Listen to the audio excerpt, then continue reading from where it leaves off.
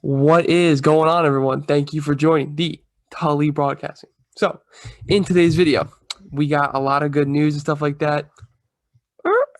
For the YouTuber people watching, which is honestly almost everyone that watches this video is on YouTube.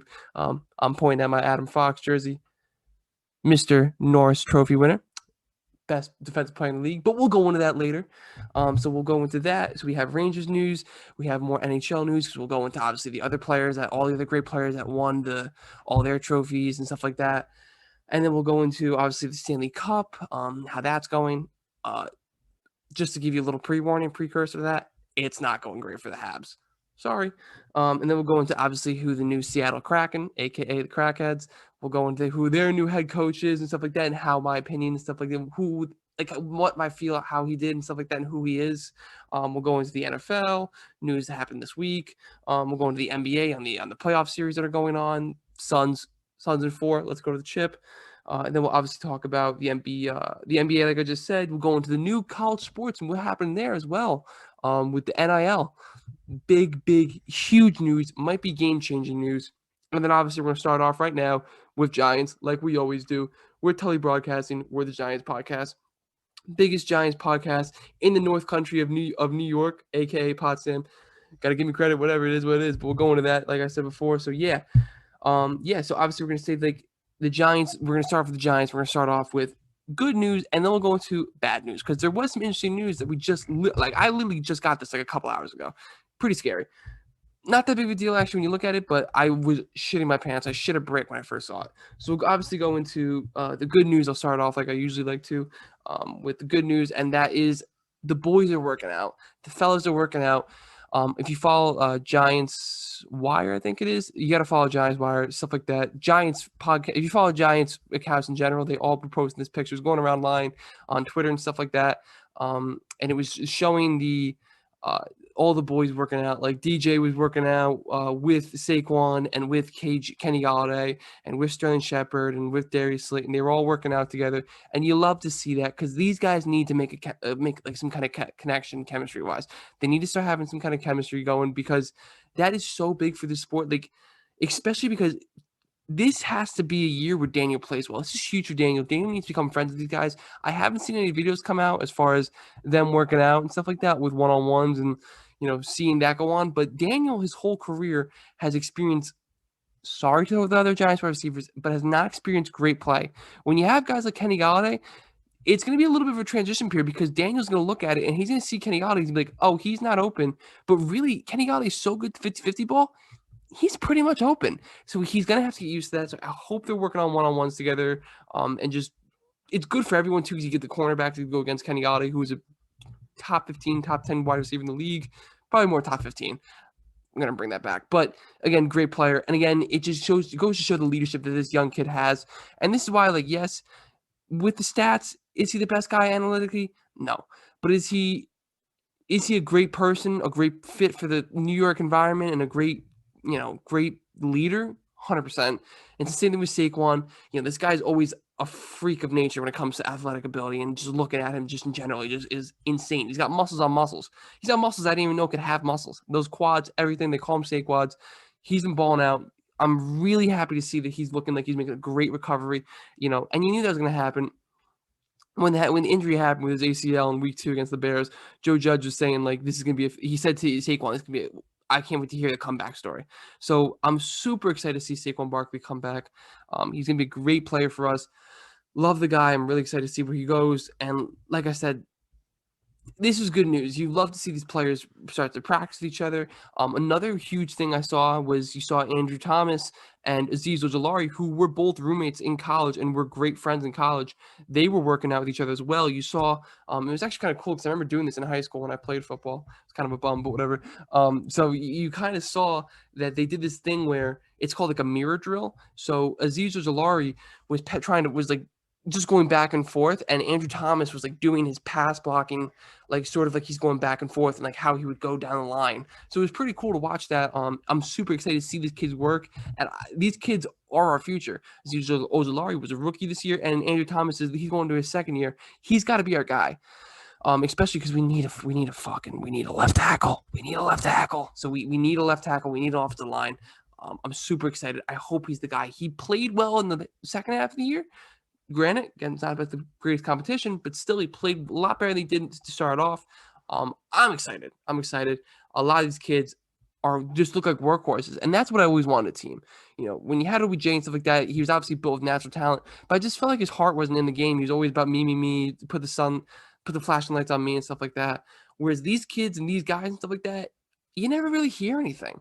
Like Kenny Golladay, I love Kenny Golladay because until today, which we'll go into that news, I never heard a peep out of Kenny Golladay. I never heard anything about Kenny Golladay at all. So I'm super happy about that.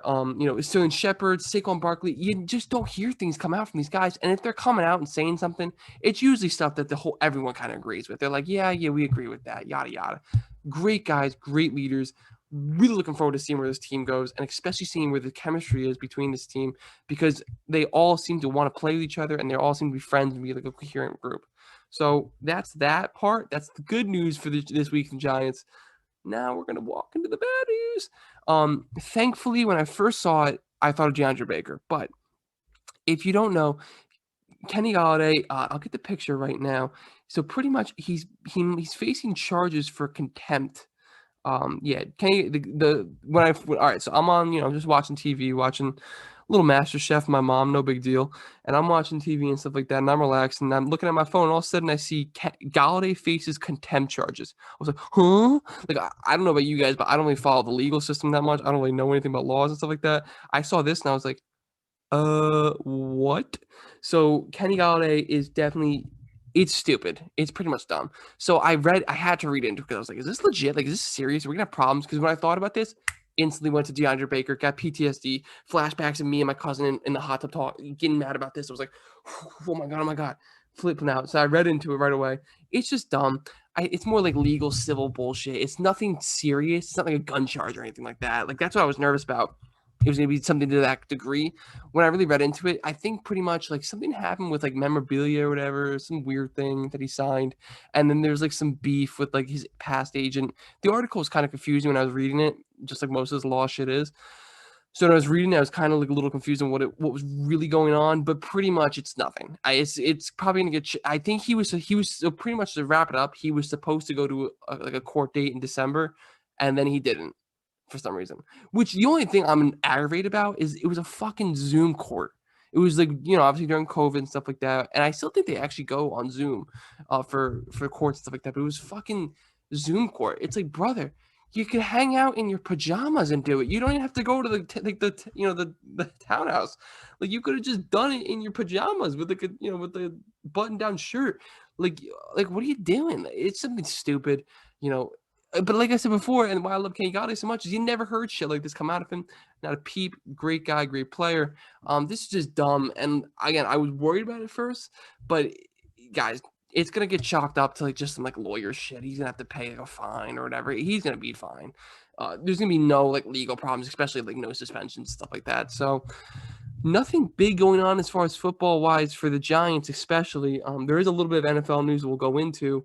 But yeah, nothing really huge. The one thing I will say though, little stat for you boys.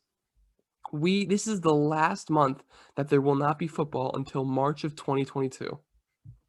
And when I heard that, I was like, holy fucking Eula. I was so happy. I am so excited. We're coming up. And especially because my channel is going to be, I'll be posting way more videos because I'll be way more active because I'm going to start, like I said before, my goal that I want to do when we're, especially I won't do this in the preseason, but I'll still be just doing like the weekly video in the preseason. But in regular season, like I'll be probably like trying to post like 3 videos a week.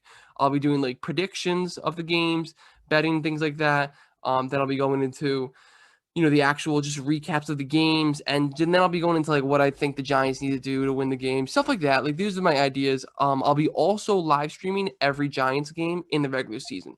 Preseason, I probably won't live stream because, to be honest with you, I don't know many people that do watch the preseason games. I'm a psychopath and I need to watch the preseason game. I love watching especially the free agents guys. I've been watching, making sure, following them, see what they do. I want to see what the rookies do. I'm crazy like that. I got to see it. I got to watch it. So I will be watching it, but I know most people really don't watch it. So I won't be live streaming those, but the regular season game, I will be. And guys, I'm a different animal when when the lights come on and stuff like that, and it's a Sunday and we're watching Giants football, I am a different animal. I'm super excited to watch these guys play.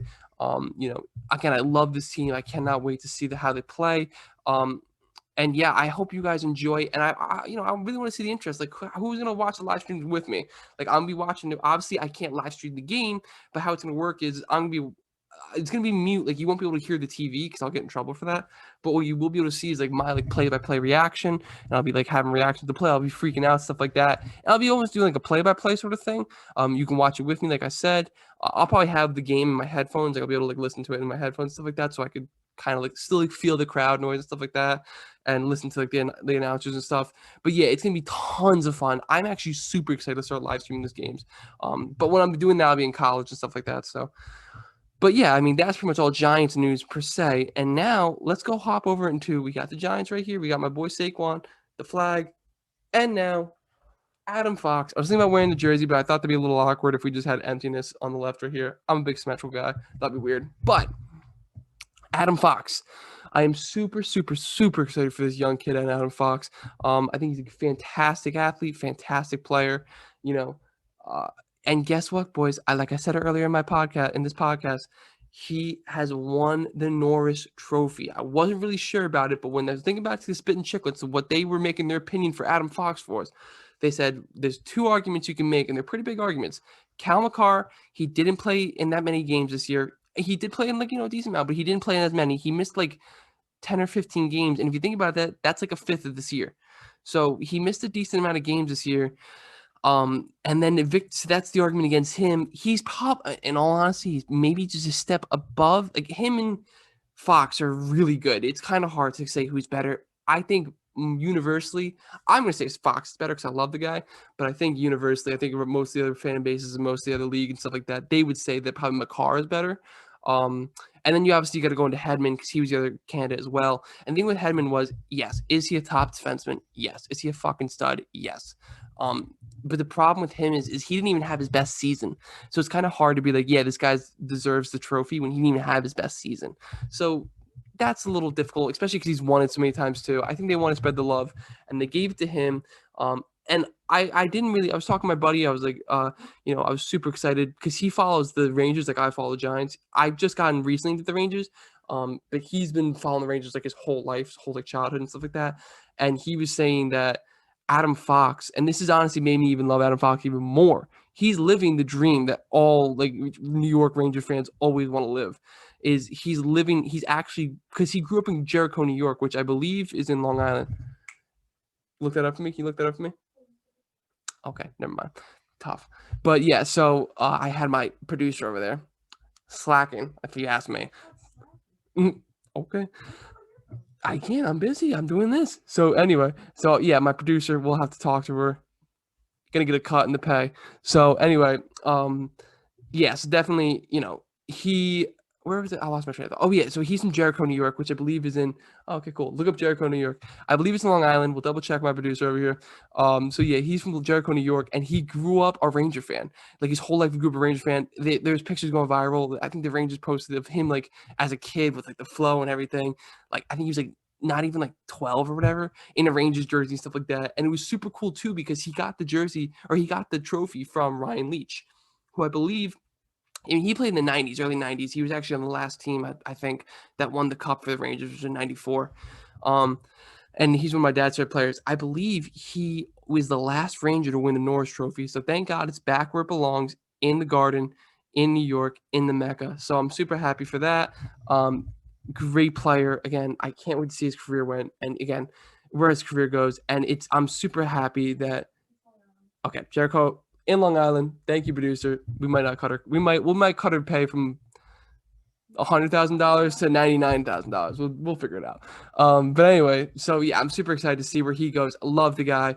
If I ever get an interview, because that'd be sick if I get an interview with Adam Fox. If I can never interview Adam Fox and be like, dude, like, how does it? I would ask him, like, how does it feel to live the life that like the ring? Because that would be like if I get to play in the Giants. Like, just you grew up liking this team so much and stuff like that, and especially too with him, he got picked to go to Carolina, right? So he got picked to go to Carolina, I think, in the NHL draft, and then something happened. They didn't really want him or something like that, and then he was like, fuck it, like, I really want to go play the Rangers. Give me to the Rangers. They got him to the Rangers. And I think he's going to be here to stay, fellas. I really do. I love it. He's going to be here to stay. I can't wait to this kid. See where he goes. The wherever he's going to be is just infinite. Possibilities and is just infinite. So I'm super excited to see him play. And yeah, that's pretty much that. Now, the race between him and Makar was pretty close. I'll get the exact numbers up right now.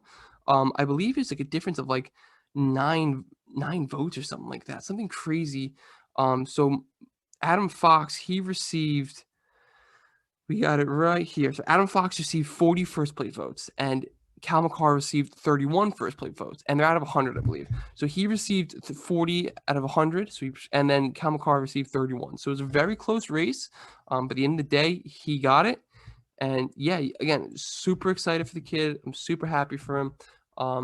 And yeah, like I'm looking forward to seeing this battle between him and Makar for the best defensive player of the year every year. It's gonna be a lot of fun, and we got him on the team. Love it. Okay, so that actually doesn't add up because now there's more Ranger news. The Jack Eichel trade has been getting. I've been hearing rumors that the Rangers are in talks with him. Excuse me.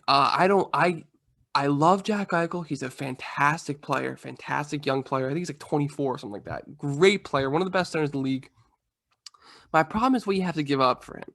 So he's gonna be over. You have to take his contract on, which is like over $10 million. So you like your cap space? Here's a cap space, right? So we like that. We like that. Goodbye. It's gone forever. That's done. So that's gonna be done. And then also too, as far as with him, he has some injury concerns. He hasn't been able to stay healthy, especially with the neck. I think it's like his neck. He's got like weird neck problems.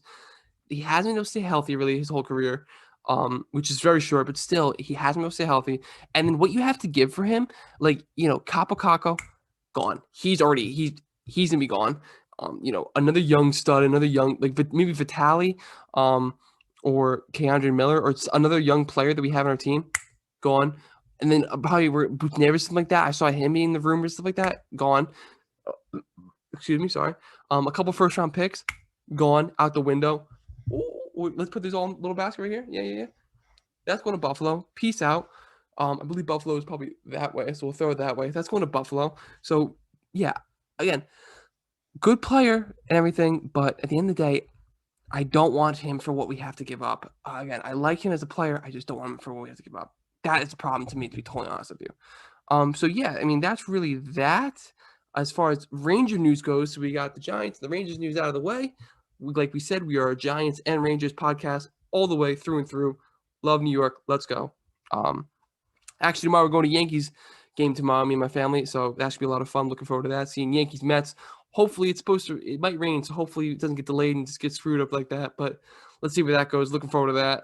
But yeah, so let's go Yankees. All right, now we're on to the NHL news. So let's talk about the other yearly awards before we go into the playoffs and stuff like that in the Stanley Cup. So the Rookie of the Year, or the Calder Trophy, that went to Kirill Kaprizov. I apologize if I mispronounced his name. He almost got every vote except one bastard voted for the Dallas goalie. Appreciate it, but whatever. So yeah, he's an absolute stud. And like I mentioned him, I think in my last podcast, he was in my last podcast, maybe the one before that. But there are some news saying that he might want out of Minnesota, which would be a huge problem for the league because this kid's gonna be a young stud, and he kind of brought Minnesota Wild to the playoffs. He's an absolute stud. He's he's obviously, like I said, he's a rookie. So some people argue that he's not really a rookie because he played in the K, which is the Russian league. So who knows? But at the same time, yeah, I don't know. Another thing too, I'll bring up too. Igor came in fifth, which is Igor Shesterkin. He's our goalie. Love Igor. He came in fifth for the Calder Trophy. So give that guy credit too. You never know. Love to see that as well from my boy. I'd like to see that as well. It's good to see some good Ranger news. I'm happy about that. We'll go to the next trophy with the Venza Trophy, which is the goalie of the year. Shout out to Marc-Andre Fleury. Super ecstatic for that guy. Now he got 14. The next guy was Andre Valensky. He got 12. So it was a super close battle. And the next guy below that, Philip Grubauer, who's the Colorado goalie, he got 2. So it just goes to show. And Hellebuck, who plays for Winnipeg, he also got 2 as well. So they are tied. But it just goes to, for at third. But it just goes to show like how good these two goalies are with Valensky and Marc-Andre Fleury. It stinks you don't get to see him in the cup. But again, we get to see Carey Price and Valensky in the cup. So that's cool as well. We get to see that. But just shout out to, Fleury. I'm really happy for him. He's had a long career and he never was able to win the Venza. And it just sucks for him because he was able to chalk up all the boxes. He won all the trophies. I believe at Riley, look up Marc-Andre Fleury. Tell me if he's Canadian or not. I don't totally know. We're waiting. Canadian.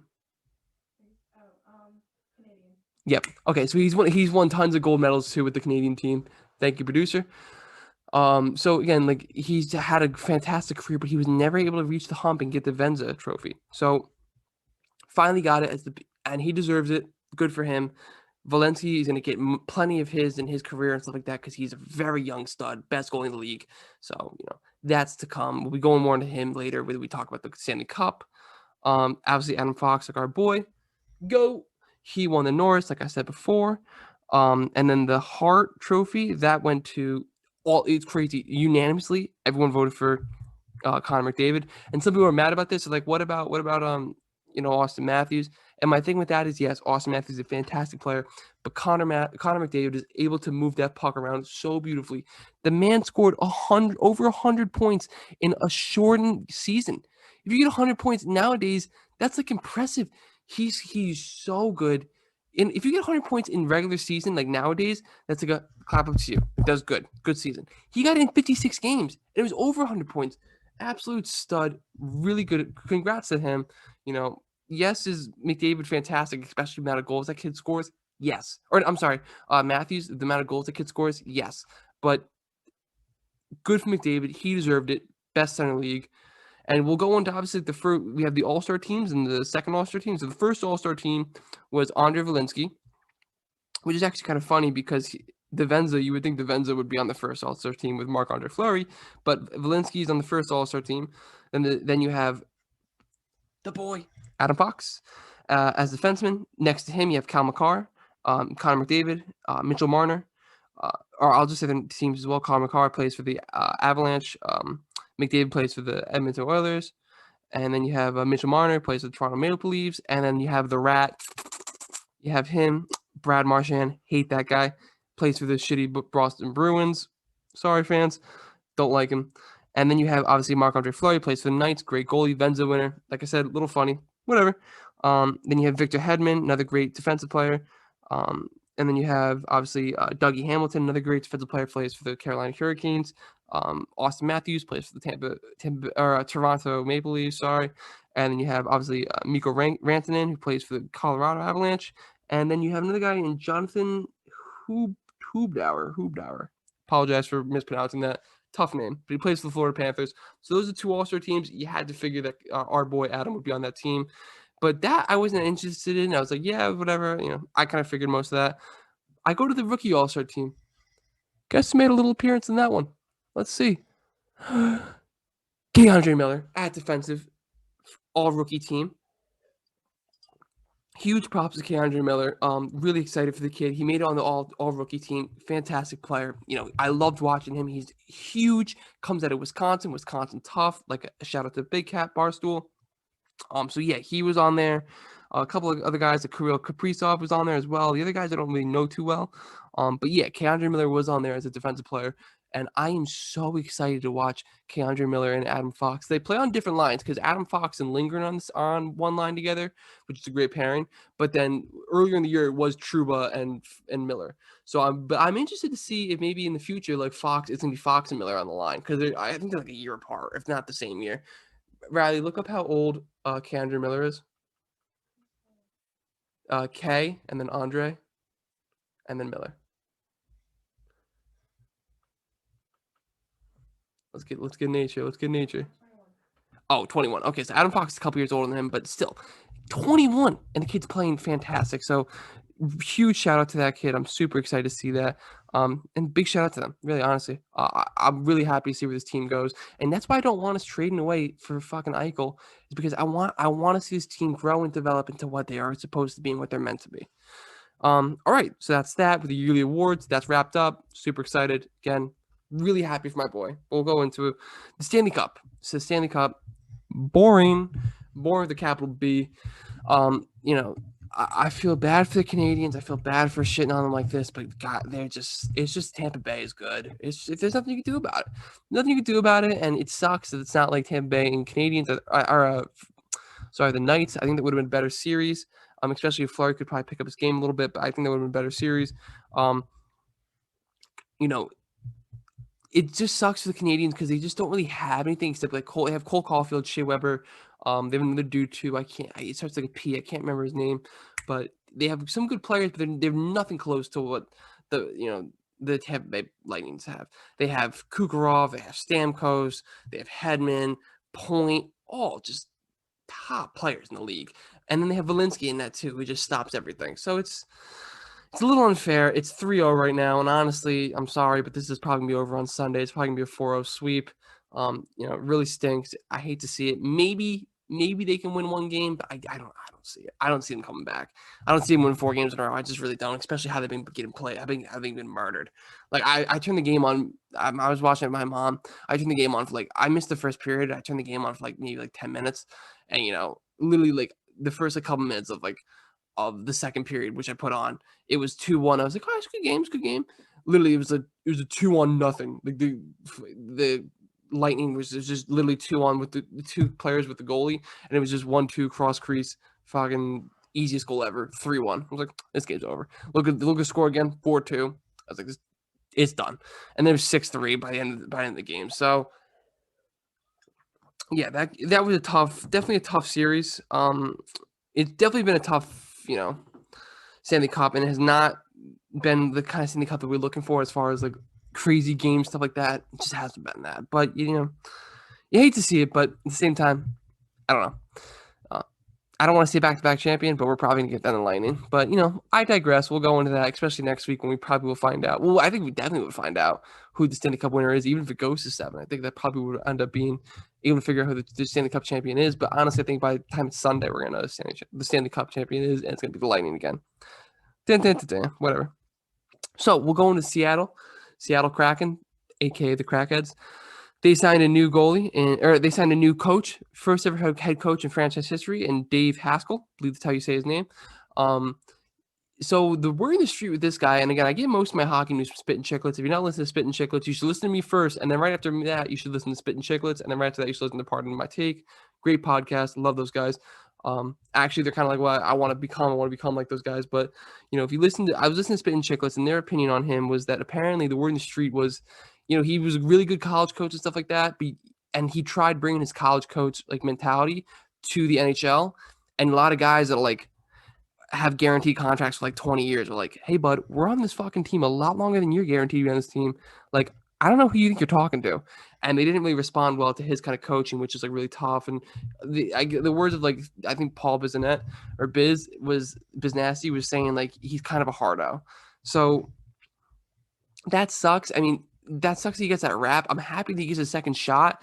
A little bit of a strange signing, in my opinion, unless the Kraken think they want to go young. Because if they want to go young, I think this is a good signing. I think when you have a coach like that and you have a very young team who's a little bit like a hard coach, stuff like that, I think that it could work, and it honestly could be a little more successful than a laid-back coach, sort of per se, more of a professional coach. But yeah, I mean, you got this guy. So let's see what happens. I'm super interested. I think the expansion draft is July 21st, I'm pretty sure. So that's coming up pretty soon. Obviously, and the NHL draft coming up pretty soon as well. So we'll definitely have to follow that and see if the Rangers lose anybody. You never really know this year. A lot of guys could be gone, stuff like that. A lot of players that we love and stuff like that, they could be gone. So I'm interested in seeing who they pick up, who the Crackheads pick up, the Kraken who they pick up. So yeah, I mean, that's really all I got to say about the guy. I haven't really heard great news about him. He didn't really get a good review from the Spit and Chiclet boys. So he's not going to get a good review from me because they follow way more, and they know more, and they had no more people inside that actually know the guy than I do. So I'll have to take their word for it. Again, we'll keep our eye close on that. Who knows? Love to see it. I don't know. All right, let's go into the NFL. We have Ryan Ramczyk signs a 5-year, $96 million contract, which is the highest paid contract for a left tackle for the Saints. And you're thinking, Pat, who gives a shit about this guy? The reason why I bring this up is because this is what the market is now for a left tackle. And if we need a left tackle and we want Andrew Thomas to be our guy and start to produce and stuff like that, when I'm just letting you know, like Giants fans, like this is probably what it's going to be, what it's going to cost to sign Andrew Thomas to a mega deal if he ends up playing to like his potential, what I hope he could be. So I'm just only bringing that up because I want to like warn people, like, yeah, we're probably have to sign him for like $20 million a year eventually, 2021, 22, and it's pretty scary. I'm pretty fucking scared about that. Hopefully he takes a home team discount. You never know, probably won't, but you guys never do, it seems like. But yeah, which I understand. I totally get it. You need to get your bag. I understand, but he got his bag and he just set the market for left tackles, which is a huge position for football. It really is. And when it goes up every year, like every other guy, like when it's their turn, when they're the best left tackle in the year that year, they're like, yeah, I want to make the more money than the highest paid tackle. They want to be the highest paid tackle. So I don't know if Andrew Thomas will be that, but I'm just saying, like, this is what the market's looking like. Letting fans know. So in the future, a couple years down the road, when I'm still doing this, we're still balling out, Tully broadcasting strong, and we have to sign Thomas, you're going to look at this video and be like, hey, Pat, on your 5th episode, you're right. That was the number. So, yeah, that's pretty much it. I really want to go into that very much. Just want to let you guys know that's the market for left tackle. And then we'll go into the next NFL news that I thought was kind of noteworthy to mention was the Cowboys. And now the Cowboys are going to be on Hard Knocks. And I love this. If they couldn't have more distractions on the team. So you have Micah Parsons, who's already a head case. You got Zeke, who's a head case. Dak, who just is – I like Dak. Hope he does well, especially with a lot of things. That guy went through a hard year last year, so hope he does well. But that's going to be a little bit of like a distraction as well. And now let's just add a camera in there. And I can't wait to see that. I'm so excited to see that. They're a hot mess. And you got Jerry Jones, too, shitting on them, too. I love that. So they're going to be a hot mess. They're the betting favorite right now to win the NFC East. And they just, everyone says, it's their year. I said it in my last episode. Everyone always says, this is our year. This is our year. Nope, and nope. Add more distractions. Just keep doing it. I love it. So, yeah, they're going to be on Hard Knocks. I'm actually really excited to see this because I think they are entertaining. They have a lot of entertaining guys. CeeDee Lamb's entertaining. Michael Gallup's entertaining. Very fast players. Dak is a good dude. Zeke's a crazy guy. They have a lot of, Micah Parsons. Looking for seeing where that guy goes, too. See how he transitions from the NFL because there was a lot of off-the-field issues that came with him. He came with a lot of baggage. I know he said he made some mistakes when he was young, but let's see where he comes, what happens with him. So I'm interested for that too. So yeah, I just want to kind of bring that up and just let you guys know they're going to have so much distractions. Giants fans, don't worry. Don't worry about them. If we're going to worry about a team, it's going to be about the Washington football team. That's the team to worry about 100% in that division, not the shitty Cowgirls. I'll tell you that for a fact. All right. Now we're on to the NBA. We're going to talk quickly about NBA, and then we're going to go into my big news, which is college sports just changed 100%. But let's go to the NBA real quick. Suns in 4. We'll repeat it like I said. Suns in 4. I'm really rooting for the Suns. They're my team. I hope they win. I like Devin Booker. I mean, I'm not gonna say they're my team. I don't really care. Like, I don't have like these two are my teams. The Giants and the Rangers. They're my fucking team. I love these guys. Basketball, I just don't have a team. I don't care. I don't care enough. I like to just watch it. I'll pick a team. I'll pick players. I'm like, whatever. Who cares? The NBA's kind of ran on stars, and that's actually honestly probably why the NBA is shitting themselves looking at this Eastern Conference Final is because there's not a fucking star that's healthy left. I'll tell you that. But so yeah, I love Chris Paul. I love Devin Booker. I think those guys are definitely deserving, especially Chris Paul is extremely deserving of an NBA championship. An absolute legend of the game. The guy deserves one. That would be the last thing. You know how, like I said before, Fleury's last thing that he needed to do was achieve a Venza trophy because he had everything. This guy's got everything. He just needs one NBA championship, and I hope he gets it this year. I really do. And I will go now into the Eastern Conference Finals because obviously the Suns, as of now, not as of now, but when I'm recording this, the Suns are in. The Suns are in the finals. They beat the Clippers pretty convincingly too. I think they beat them in the 6 games. They did pretty well. PG playoff P. I feel bad for the guy, but he just couldn't bring the game. He couldn't bring his A game. So at the end of the day, nothing you can do about it. But this guy, I'm excited to see what the Suns can do. I really am. But the reason why I'm more excited is because if you look at the Eastern Conference Finals, I don't know when Giannis Antetokounmpo is coming back. He's their best player. He's their stud for the Bucks. And I don't know when Trae Young's coming back. He's got a bone bruise. So Giannis, he hyperextended his knee really bad. And a lot of people were actually nervous it was going to be an MCL. Thank God for him it's not. But Giannis, yeah, we're definitely going to have to keep our eyes out on Giannis because he did something pretty scary. I was very nervous for the kid. Again, we're rooting for him to do good, obviously. We're rooting for him to be healthy. But yeah, I was very nervous for the kid. So I don't know if he comes back this Eastern Conference Finals, to be honest with you. I mean, there's only 2 games left. I hope he does. Give him a fighting shot. But the Hawks, dude, they just keep fighting no matter what. They're down, they're out, and they'll just keep punching back and punching back and punching back. I think Trae Young's injury is probably a little less severe than Giannis's injury. But again, I'm not a fucking doctor, so I don't know. But I think Trae Young's injury is a little less severe. He just has a bone bruise. I'm sure I've never had a bone bruise. I don't know really how do you get bone bruises?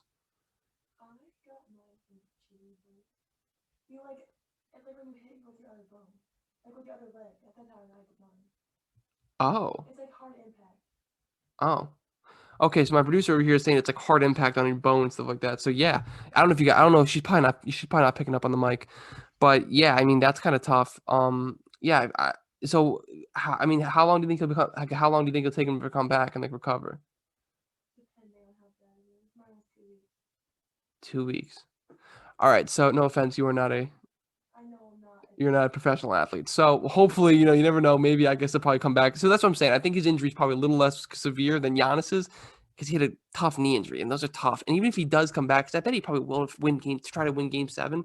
If they don't win Game 6, it's tough. It's tough, those knees. It's tough to run and stuff like that. And he won't be 100% when he's playing.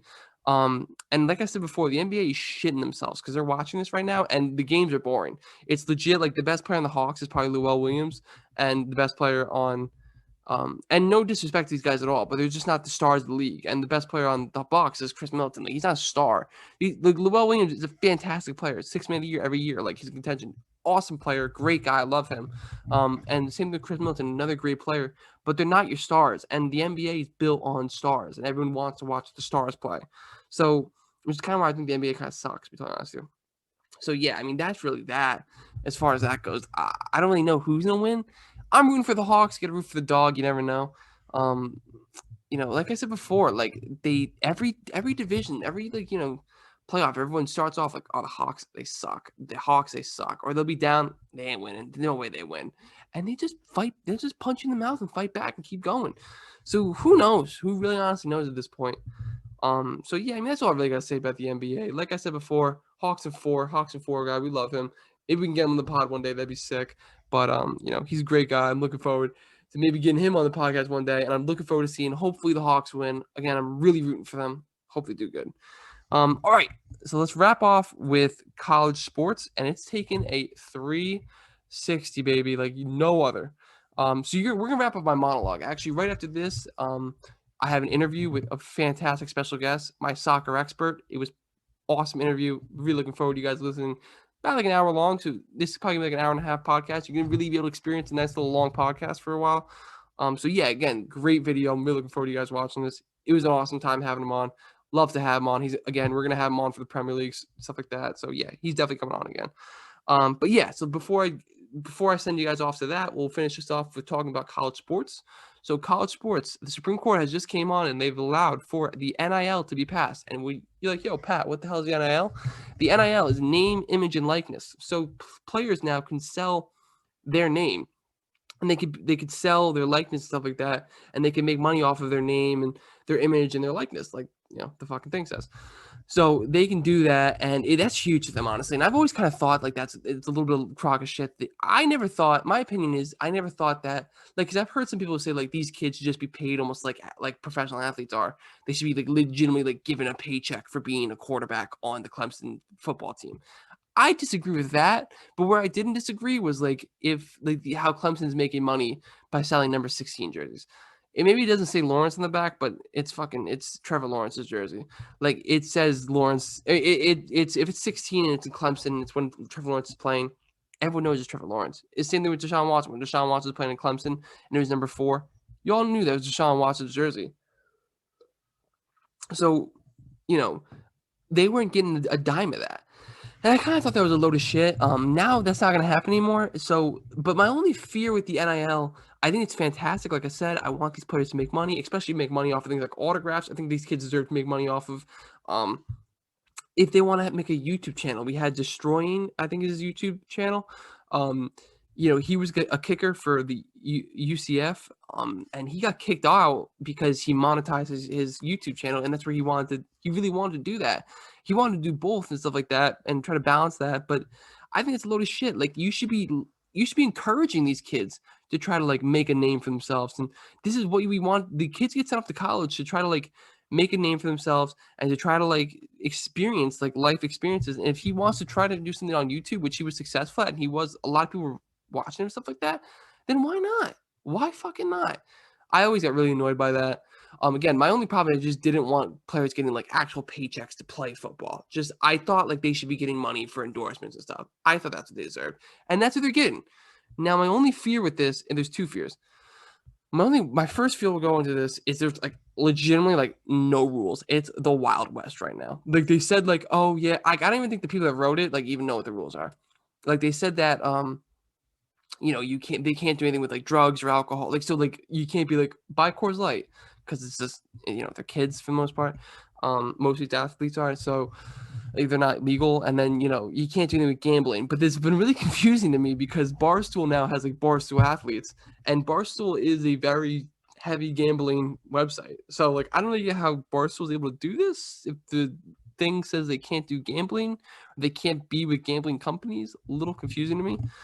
So that's that. I mean, yeah, that's my first concern, and then my second concern is I'm nervous that these kids, like if I had $50,000 in my bank account for just taking pictures on Instagram of like, buy this insurance, get this food product, eat this Gatorade bar, I have like $50,000 to $100,000 in my bank account. I'm going to Neptune, yo. I am gone. Like you are never hearing from me again. Like you know what I mean. So like these kids, like I'm nervous they're just gonna start buying stupid shit that they don't need and stuff like that. And no one's gonna like sit there and talk to them and be like, hey guys, like this is what you should be doing with your money. I think it would be perfect too. It'd set these kids up for a good future. Especially like you got guys like T. Higgins, right? Like he was a Clemson wide receiver, really good player, and you got guys like him. You're like, all right, cool. Or like Ian Book too. Like they're like guys that are good and people like college fans know them, but they're not like a household name. So what they would do is they'd be getting money, you know what I mean? But they probably wouldn't have like a legal because Lawrence, like Trevor Lawrence had a fucking team. Justin Fields, those guys have had teams around them for a while now. But like if T. Higgins stuff like that, like it's just or like Ian Book, like they're just their families, you know what I mean? And now these guys have hundreds of $1,000s at the age of like 20, my age, kids my age, we get like hundreds of $1,000s to post. If I post an Instagram picture of like, oh, have water, I get 15 grand for that. Oh, that's my money that I have my entire life.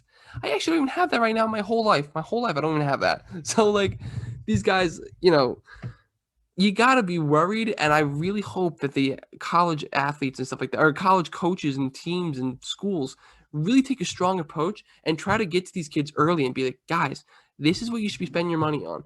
This is how you should save it. This is what you should be investing in. You should start setting up 401ks. Send it to your parents. This is how you file taxes. You have to file taxes on this money. This is how you file this tax and stuff like that. This is where like not to spend your money. This is like you should give this money to your parents, give this to charity, things like that. And you set these kids up to be smart in the future because obviously like not every college football player or college basketball player or whatever, not all of them play forever. You know what I mean? Not all of them get to play for forever. So it's kind of tough, especially because when they make it to the league, right? Like it's not forever. Like I said, NFL stands for not for long, not forever, or not for life, or not for long. Wow. Sorry, it's a little late. We're recording this at 1:30 in the morning. So the NFL stands for not forever, not for long. Jesus, wow. Okay. Snap into it. We're almost done. Sorry. The NFL stands for not for long. So these guys stand for not for long, and it's like they're not in the league for that long. They do make a lot of money, but it's like they don't have enough money to sustain them for the rest of their life. If they're able to start this early, this can be like, guys, this is where you should probably be able to spend your money. And now they have these good practices if they start in college, and then they'll follow that out and they'll become more successful people. And you won't have that awful stat of a lot of players when they leave the league, they're just bankrupt after like a couple years leaving the league. So I'm really happy that I'm happy they're doing this, but I just really hope they take that approach I'm saying and try to give these kids lessons. And especially too, because it's gonna be more practical. Like I said, if you're a 20-year-old and you got 50 grand in the bank account, now you're like, holy shit, I have a lot of money.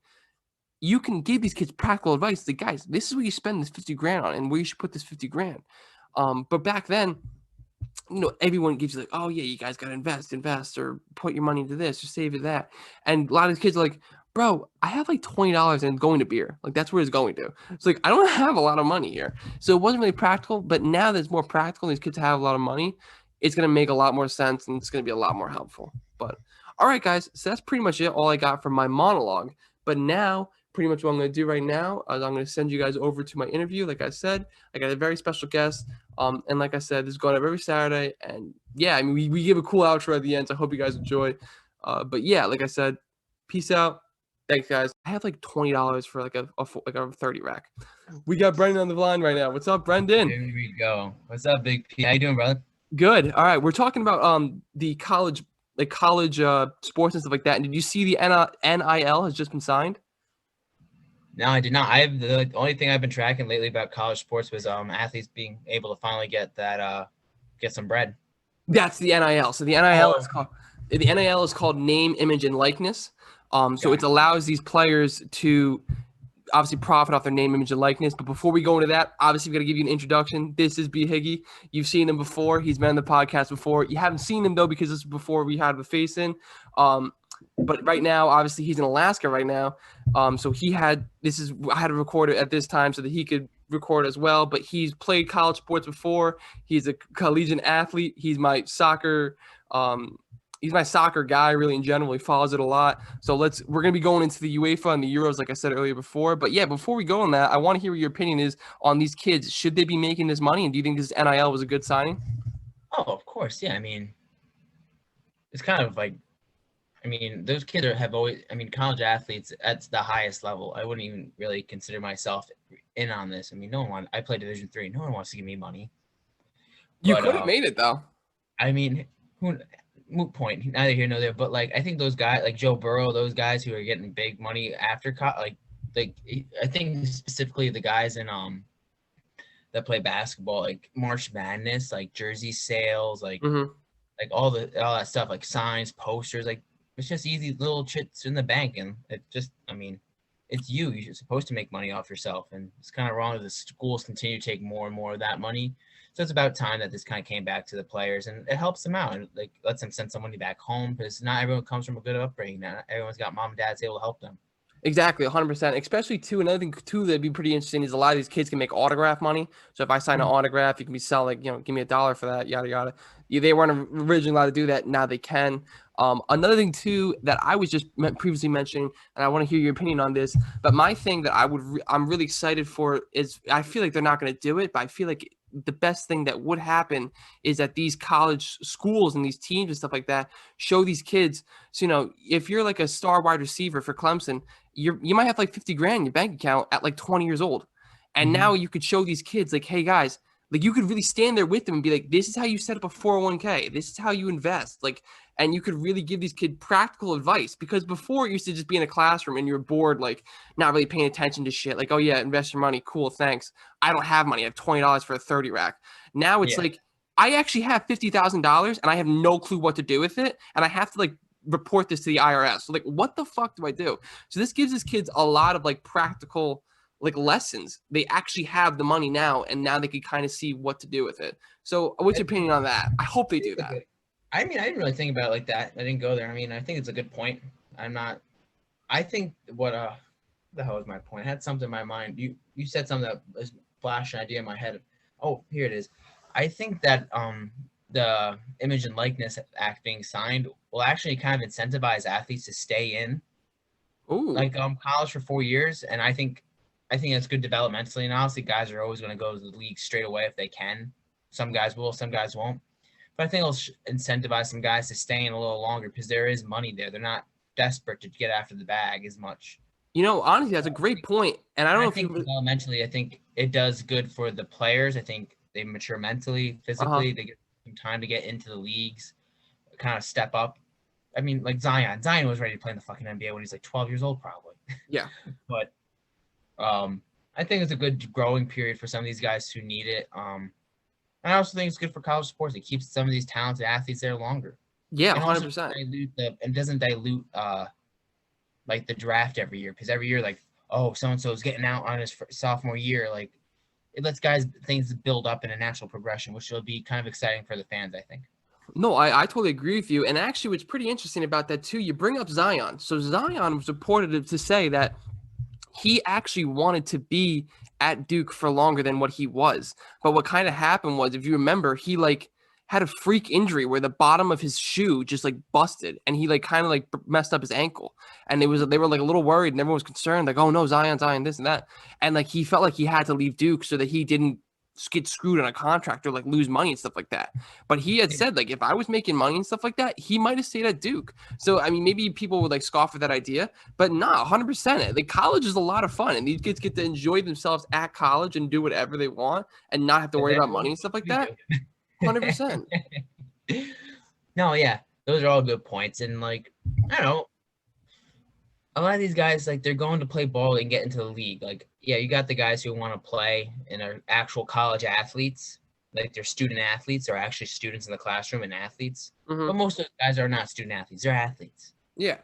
and it's only 100%. fair for them to be compensated for how much they generate for that school. And you get there. It's like you got to get what's owed. I always thought that like these kids. So some people have said like they should just be getting straight up paychecks almost for just strictly playing football. I never really agreed with that. What I agree with though is like they should be getting a cut of whatever their jersey sales is. If they have numbers, if you sell like a number 16 Trevor or a number 16 Clemson jersey, that's Trevor Lawrence's jersey. The only reason why he's doing like the only reason why they're able to sell that is because it's his fucking jersey. So I think he should have been getting a cut this entire time. And now these guys can get a cut. So I'm happy and I hope to see where this goes. To be totally honest with you. I mean, I know my dad always usually argues that like they're not students, they're athletes, they're professionals really. Yeah. Let them pay them. Like, Yeah. not like those guys. Like you're smoking the crack pipe if you think those guys are going to class every day and studying every night. Like some maybe. I'm not gonna. Yeah. No. 100%. 100%. Just on the Like, majority, it's a good argument. so I just think pay them, get them on. Like they provide a service. Like because you're not really giving them education. You're just giving them the one pathway into the league. Like I think the NFL. I don't think you can go straight to the NFL You anymore, can't. right? Yeah. NBA, that LeBron was the last guy to go straight out of high school.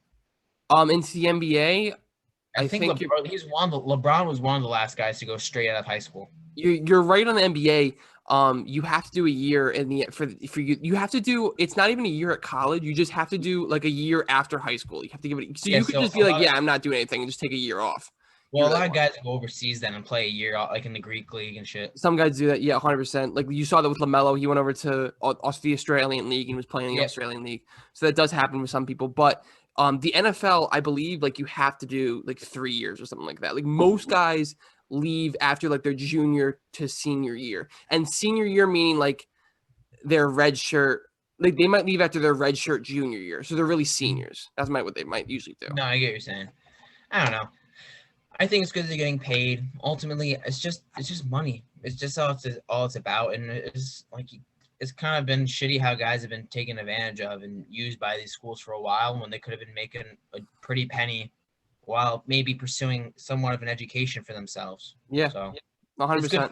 it's always good to see people get treated right. And that's the important thing here, I think. Excited to see what happens. I'm just again, the only thing I'm a little scared about is like it seems like the Wild West. Like there seems to be no rules on it. It's like just do whatever the fuck you want, sign whatever you want, It's do new. it. I think regulations will come naturally. 100%.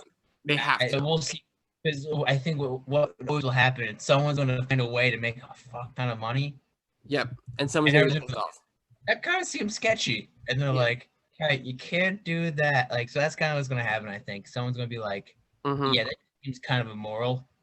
Yeah. It's not like we're not going to get you in trouble, but we're going to pencil that in so you can't do that in the future. So that's kind of that's why I see it happening in the future. I see that as well. I want to change the topic actually because this conversation got me thinking. That Olympian, speaking, so I saw some stuff. The Olympian who was now disqualified for smoking marijuana. Yeah. So there's talks about how, I mean, different takes. I mean, it's legal in the United States. It's legal in 19 states. It's not federally legal, but going into things, Olympic athletes getting paid, and then a non-performance enhancing drug being that's legal throughout the like. So I think that's something other. I think that's another big thing that needs to be addressed too. I wasn't going to talk about that, but I will get into that. My only opinion on that is yes, it is accepted here. It's mainly for the most part. It's definitely, it's not acceptable everywhere, but for the most part, in a majority of places, it's acceptable in the United States. Yeah. But the people that like enforce this law it's called like the World, it's called like WADA, like it's like World Anti-Drug like Association, Drug and doping. Yeah. something like that. And if it's the entire world, like just because weed's cool over here doesn't mean weed's cool in whatever other country. You know what I mean? It might be 100% illegal in some other country. Penalized by this world organization. Yeah, I thought it was the U.S. Excuse me. I thought it was the U.S. Olympic Committee. no, it's the WADA. I'll definitely look into that too. I'll double check with that. You tell me, my man, Usain Bolt ain't having a nice little. He never got tested. I'll tell you that for a fact. But, I mean, but then. We'll stay off this topic because it's going to get political really quick, and I don't know if that's what the direction you want to take your show in. So no, I mean it's totally fine. I had the article. Then like my thing is then you have that trans athlete. Who's competing now as a woman power lifter with natural male testosterone, which is over like I mean I could be speaking out of my ass, but like it's to a huge factor greater than any woman could ever even begin to use with anabolic steroids. So like that's not a performance enhancing drug. Like that's cool. We're gonna do that, but this girl's gonna qualify at 17 or something like that for the Olympics and then get disqualified for a substance that's not performance enhancing. But be that as it may, it is barred. It is illegal. She knew the rules. Yep, 100%. And that's kind of where I think that's ultimately where I feel bad for her. My heart goes out, but like myself, I'm in the military. Yeah. I can't smoke marijuana. It's legal in Alaska. Yeah. I still can't do it because my job says you can't. So I know the rules and I follow the rules and I don't smoke. And that honestly goes for most jobs too. I mean, my job. You know the rules. Yeah. Like my job before I even stepped foot into the building, I had to give a drug test and stuff like that. And no one's saying boo about that. So, I mean, again, yes, does it suck? I feel bad for the girl. She can't run and everything. But at the same time, too, you're making a great point here.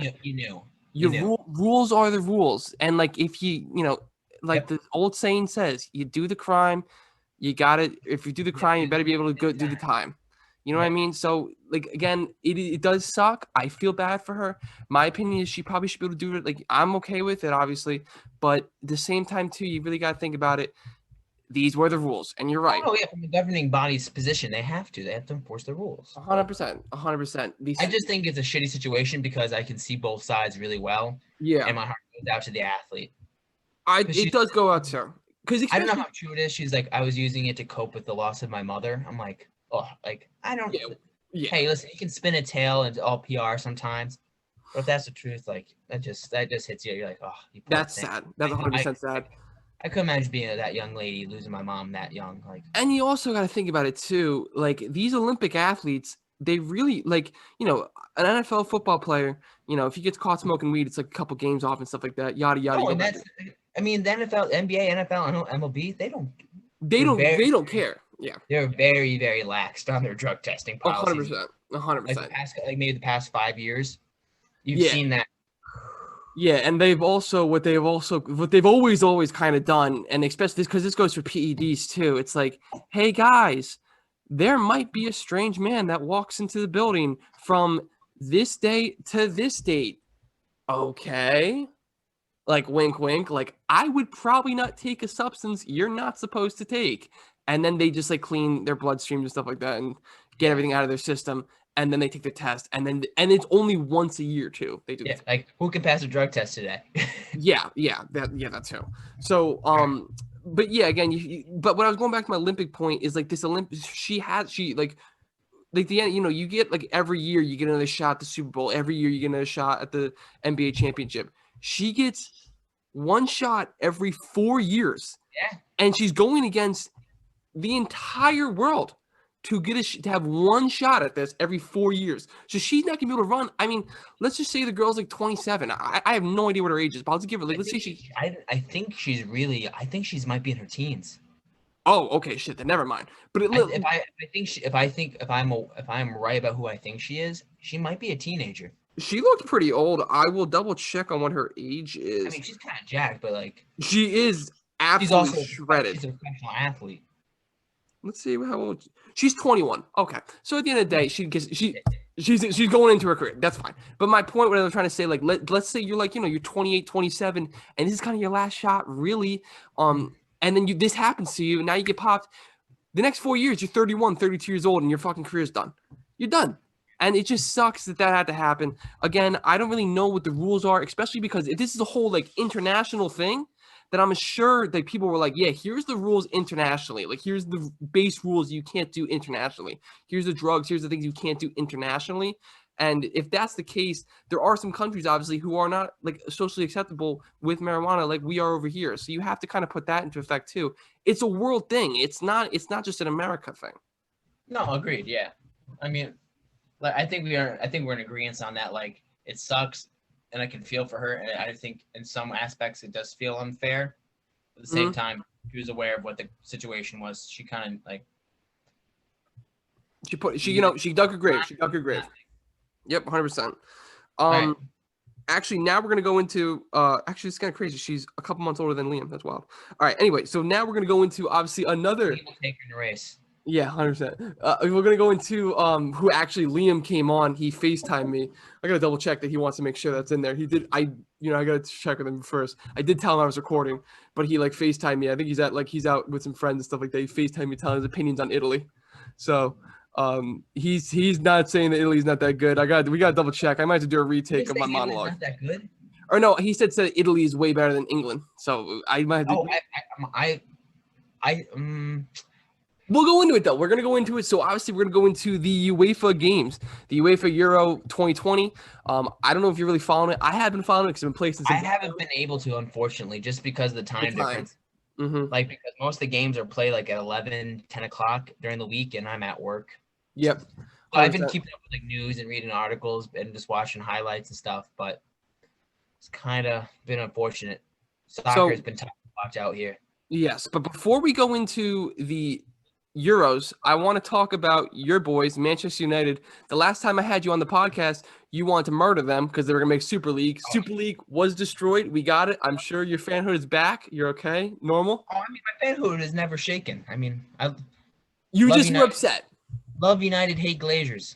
Yep, 100% understand. I always say, like, if my team did something stupid, like as stupid as that, where I was so mad, I would always look at it as like it's almost my son doing like drugs. I still love my son. I'm just very upset with him right now. So you were very upset with the team. Yeah. But did they come back and help you out a little bit with this Sancho deal? Go into the Sancho deal. We want to hear it. No, I mean, happy. I'm happy. He's a brilliant, talented player, and he's gonna. Our attack will be blistering. Like with him, Bruno Fernandes, Sancho, Rashford, Cavani, Martial, Greenwood. Like it's definitely a menacing attack. But on the lines of does it do anything for me as a United fan with the owners, the Glazers? No, you're still mad at them. I just don't like them. Like I'm not mad. It's just like it's like when you're someone like you just know someone's an idiot. Like you just know someone's always gonna let you down. They're never gonna do the right thing. Like you're not mad. You're just like I have no use for you. Yeah. And like this deal was they were negotiating this last summer. And took all summer, and they wasted the chance to get it because it was too expensive. We're like the third richest club in the world. Spend the money. We need the player. So I mean, it's good. We could use him. He's a talented player. It's always nice to have another Englishman in the United at Old Trafford. But no, owners wise, no. maybe if we bring in a defensive midfielder and Rafael Varane or Jules Koundé at center back, I think that's a good window, and I'd need more evidence going forward. But I'd definitely be saying, you know what, this could go in the right direction with the It would warm Glaziers. you up a little bit. It'd warm you up a little bit to the Glazers, a little bit. So You're never gonna like the Glazers? probably not. I mean, Wow. they just have taken money out of the club and they've never really reinvested back into the club. Mhm. They bought us on debt. So technically, when they bought us, they plunged our club into hundreds of thousands of dollars of debt.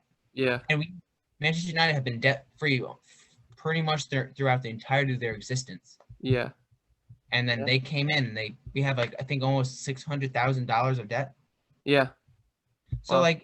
so that they did that to the club, and then Old Trafford, the stadium now, it's slowly getting in disrepair. It's an old stadium. It's not new. Mhm. And I don't want torn down. I just want taken care of and kept upkept. Yep. But like now just because now they're starting to do things because the fans have been crying and yelling and moaning. Mhm. But I mean, they just don't. It just never seems like they really. It just seems like a business to them, and that they'll never understand or appreciate how people like me, and even more people that go to the game, that people in that community feel about that team and what it does for them, and that it's a numbers game to them. It's not the beautiful game to them. Well, that's like we were saying before. Like the Glazers, obviously, not to like rip on America or anything like that. I'm not doing that at all. I don't want to do that at all. I love America, but my thing with that is they're people from America. They're rich They're businessmen from business. America who don't really give a shit about the game at all. No, they're just businessmen. They're Like, outsiders. and listen, like there's a side to, like I'm a fan and I like it as a fan. Yeah. I'm not involved in financials. It's a business though. There's a lot of money tied up in sports in general. It's a business. Yeah. And it's sometimes hard, I think, for fans to view it as a business when it's just very emotional and very passionate for us. 100%. And you need men there to make those business decisions and keep your club stable and viable. Uh-huh. Even for football, Yep.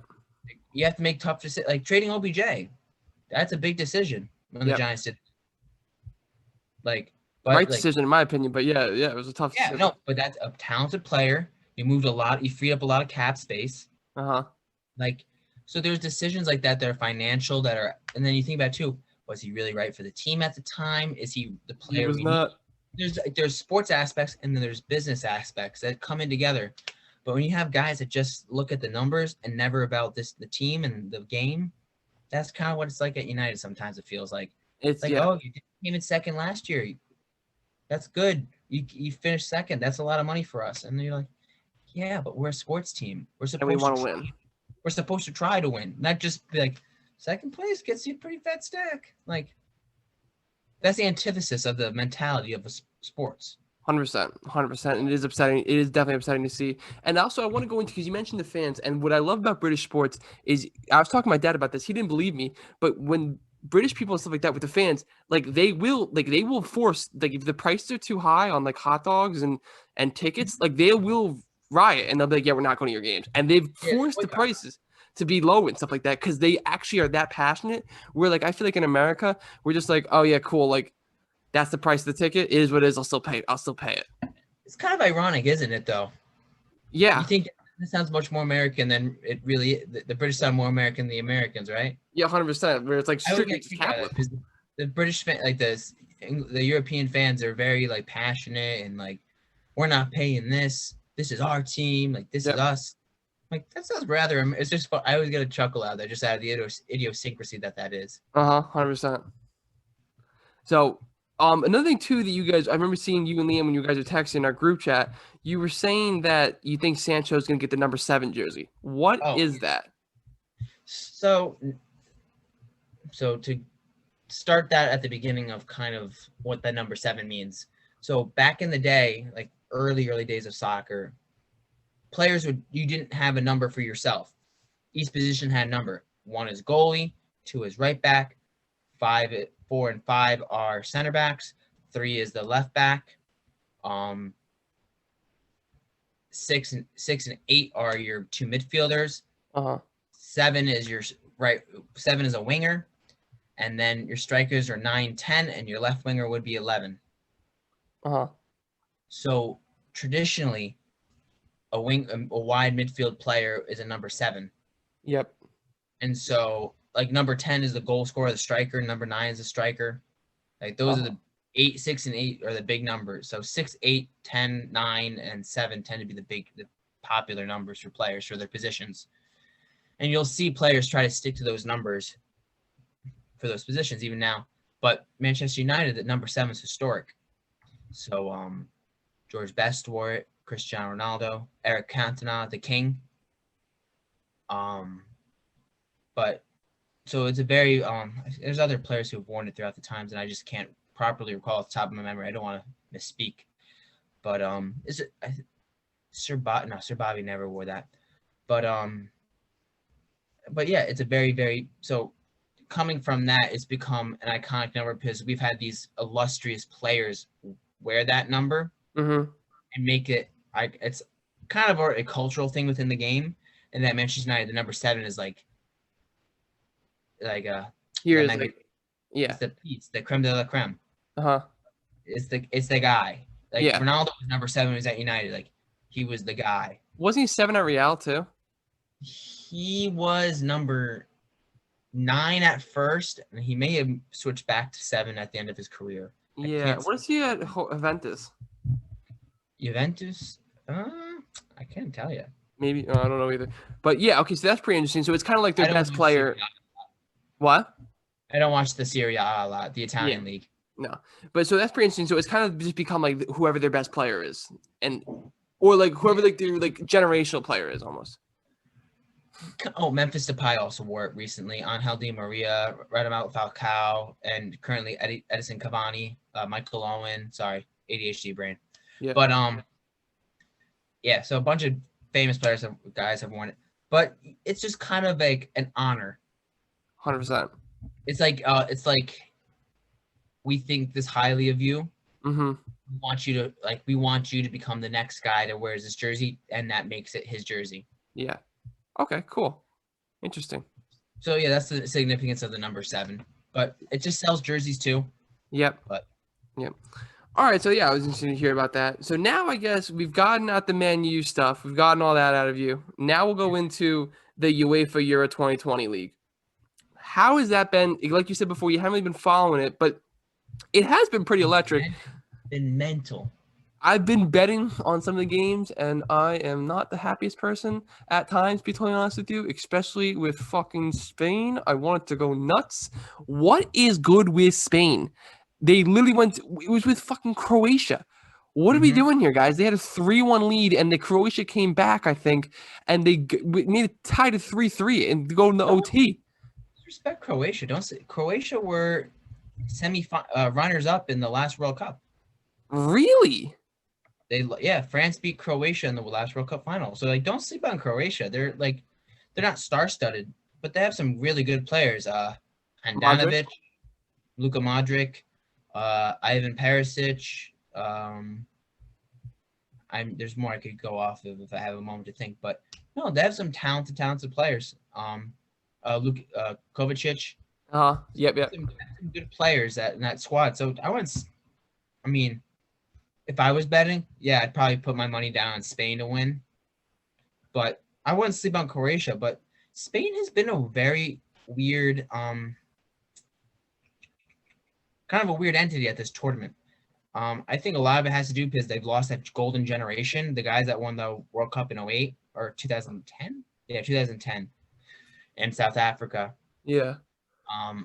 So I think there's a lot of weird. I think there's a kind of a moving on process. They added a new center back, Aymeric Laporte. He switched nationalities from French to Spanish because he wasn't going to play for the French national team. So how do you do that? Because he's French too. So like think about it like this, like you know how you could like how like our mom and dad or both our parents can have Irish citizenship. Yeah. Me and you could go apply for Irish citizenship and then represent Ireland. Oh, interesting. That's pretty interesting. Huh. So, like Jermaine, there's a couple American guys like Jermaine Jones.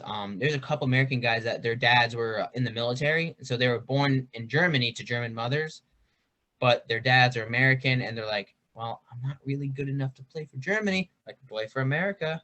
Yeah. So Yeah. that happens in America too. Like Sojourner Dest could represent Spain and the Netherlands. Uh-huh. Yeah, so I mean, a bunch of the American guys can represent Mexico too, just through their parents. Yeah. So there's ways for people to go and it's switching nationalities is nothing crazy for professional soccer players. The guys do it all the time. It's a little strange to me though. I feel like I would want to just represent the people that I grew up with, to be honest with you. But I mean, yeah, I would too. I don't know. I mean, I think also like you think about they it, want like to you play. play in the World Cup. Like Yep. if I switch to Ireland, like let's say we could play. Let's say we're Belgian, and I have a chance to play for Belgium, and I'm American, and I'm like, well, I could win a World Cup with Belgium. Yeah. I'm not going to get a nod in this team. Like they won't let me play here, but I can go here, maybe have a chance to win. Yeah. 100%. Yeah. That's on the mentality. Like Declan Rice and Jack Grealish on the English team. They're Irishmen. Yeah. They were in the Irish youth setup their whole entire lives, and they switched on over. They're traitors. Ooh, that's not good. I don't like. They're even the bad. They're from the Republic. Oh, they're from ooh. Yeah, they're from real Ireland.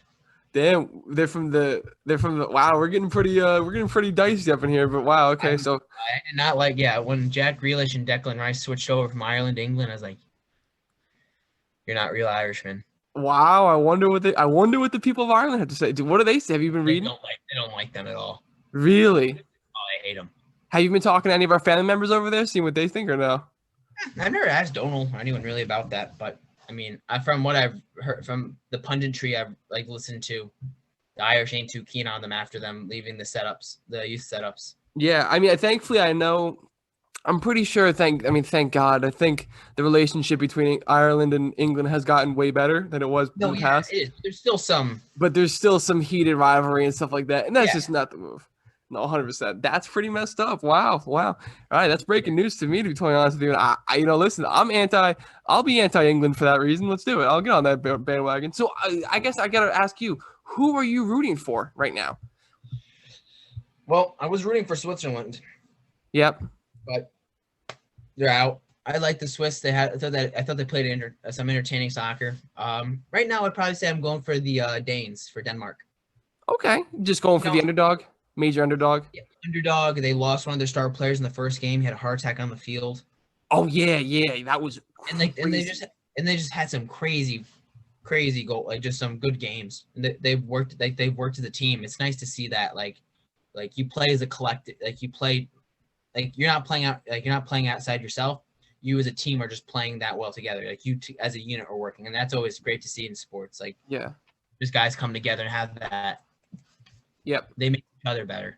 To that guy that had the heart attack, I mean, shout out to him. Thank God that he's gotten better. I've heard that he's totally recovered. Obviously, he's not going to be playing because of his health and everything. But again, that was a really scary situation. And just prayers go to him. Thank God that he's back and he's okay. So, but yeah, so you're rooting for the Danes. You're rooting for them. I'm not going to lie. I was rooting for – because I have no allegiance to anybody. But I was rooting for Sweden because I know Grandma had a little bit of Swedish in her. So I was like, fuck it. I'll go for them.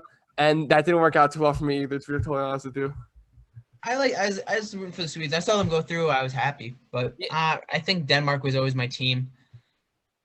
At the start of the tournament, I probably would have bet Belgium would win. Mm-hmm. Belgium was my bet, even though I thought France was strong. England had been really weird. We'll go into France too. That is bonkers. I honestly, I think at the come end of the day, I'm going Italy. I think Italy will go home with it. Really? They're undefeated in 32 games. Wow. Their goalkeeper has only ever conceded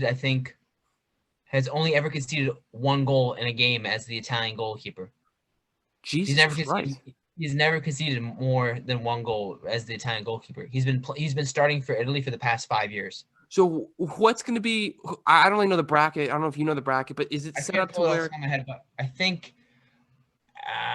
we're looking at an England-Italy final. England, Italy. Wow. And now I've been noticing, so I don't know if you know this either. I'm not sure if you do, but what's the COVID protocols over there? They have packed stadiums and I love to see it. I'm super happy, but I thought they were pretty strict over there. So they're actually being played in separate locations. So some are being played in England, some are being played in other parts of Europe. So they're all playing in different areas right now, just I think to cut down some of that travel. Uh-huh. And so I know they're still doing like Billy Gilmore, the Chelsea man who represents Scotland. He tested positive, and so two English guys that he plays with, Mason Mount and Ben Chilwell, I believe, they had to isolate after coming into contact with him. So there's some still protocols going on, but it's definitely a little more lax, and like it wouldn't have been a real tournament without some fans in the stadium. So it's good Oh to see no. some parts of that back. So Mm-hmm. I mean, just in general, it's nice to have life going back to a little bit of normal. 100%. And sports with fans back is way more better than sports without fans. I Oh love yeah. it so much. I love, especially watching the hockey and stuff like that. I love watching all the fans Oh go no, for those Islanders, like bonkers. I'm a Rangers guy, not There as you much as go. you, There but you go. like for the Islanders fans, I was happy that those guys could go and see those games. Mm-hmm. Just on a 100%. sports level, like you know what, your team's like, I mean, was I rooting for the Islanders? Yeah. But Yeah. but like, I mean, I wasn't rooting against them, but I was kind of like, if they lose, I'm not gonna be upset. 100%. 100%. But And like, like I was so happy for them to be able to go and see those games. Like I have a buddy I went to college with, big Islanders fans, big Islander fan, excuse me. And he's managed to get down to one of the playoff games. He's like, this may be my last game here. Like it might be the last time I ever get to see the Islanders in the playoffs. He's like, I'm just glad I was able to see this in my life. I'm like, yeah, man, like, and that's what it's about. 100%, especially with the Coliseum closing and stuff like that, and that it's almost like it to them. That's their favorite place, and it's a beautiful Yeah, whatever. It's apparently it's a piece of shit, but it is beautiful because it's like it is almost like their piece of shit. It's Long Island's piece of shit. it's like your idiot friend. Like, yeah, only we can call him an idiot. Yeah, like he's an idiot, but we love him because he's an idiot. That's kind of what it seems like, honestly. You can't call him stupid. Exactly. So again, I'm super happy for them. But fans are back, and yeah, this has been an electric season, stuff like that. But let's go into France. Talk about France. What happened? I don't think anything happened crazy. I mean, I think France played a good game. They had chances. They created. It's just excuse me. Whew. That's just kind of the way the game goes. It's the nature of sports. I just think it was an upset. I don't think France is. I mean, I think Mbappe's penalty. I think that's probably one of your next questions. Mm-hmm. But I think Mbappe could have hit the penalty better. Yeah, but that's penalties. Penalties are very like. Yep. You get like having. I mean, I've never been anything nearly that high pressure, but having done some like high stakes penalty shootouts, like It's you're in your just head. walking that ball. You're like, Yeah. you're struggling to even think if I'm going to put it this way or I'm going to put it this way. So like, it's a pressure situation. He's a world class player, still a young guy. He's 22, 21 maybe. Something like that. Something absurd. Yeah, still a really young guy. So, I think people are upset with Mbappe. Adrien Rabiot's mother, he's a midfielder for France, she was talking some shade after the game, after his penalty. Like Really. Rabiot's a punk. I don't care. I don't really give a crap about his existence, but he's kind of a punk. Yeah. He starts a lot of drama. One of those guys in the team that's always like just is an issue. 100%. But his mom's his agent, and she was over talking to Mbappe's father at the game, saying if your son hit it like a man, maybe he would have won. I was like, Wow. Hot I'm statement. like, the ball's on this lady. Yeah, bold statement. Damn. I'm like, hey, I know if someone said to my Uncle Kevin, that's fighting words. That is fighting words. Or at least your dad would be trying to gather your mom. Because Aunt Lily don't play that. No, I mean, I don't know what to say. Some game like a shootout, I'm like, oh, the gloves are off. Aunt Lily is kicking ass. Yeah, 100%. That was crazy. So I'm like, the disrespect. I'm like, you said to the man's father. Yeah. So, like we were just saying with Mbappe. So I remember when Mbappe just first came onto the scene, which was the last Euros. Everyone was like, "Oh my God, Mbappe! We love Mbappe. He's so fucking good." And he's like 2 years old. Like everyone like loved the kid. And now everyone's shitting on him. You know what I mean? What's up with that? I haven't seen people really shitting on him. I mean, the thing I'll always say about Mbappe, I think he's a talented. I think he's world class. I think he's going to go on to be the next the next guy of this generation. But he's in France. Like he plays in a star-studded squad in the Farmers League that is Ligue 1, and they just lost to Lille this year. So like PSG's not that dominant. Like they should really be more dominant. He could be doing more with his career. And on top of that, he plays in a stacked team that is France. So, like, I want him to go to, I don't know if he'll ever go to the Premier League. I think he'd probably just go to, I think his next move, if he ever does move, would be Real Madrid. Mm-hmm. But I'd like to see him go to Real Madrid and do something somewhere else, like outside France, because the French league's not bad. It's just not the strongest. And I'd like to see him challenge himself as a player and prove. And that's always been my complaint with Messi. Yeah. Like, he stayed in La Liga. He stayed where he's comfortable. Yeah, and he's a phenomenal talent. I'll never disrespect the skill that is Lionel Messi. But Ronaldo's done it. Portugal, England, Spain, Italy, like international tournaments. Ronaldo's a winner. Like, he says, "I'm gonna go here. I'll win. Watch." Yeah. Like, and that's what I want for Mbappe. I just want him to be able to.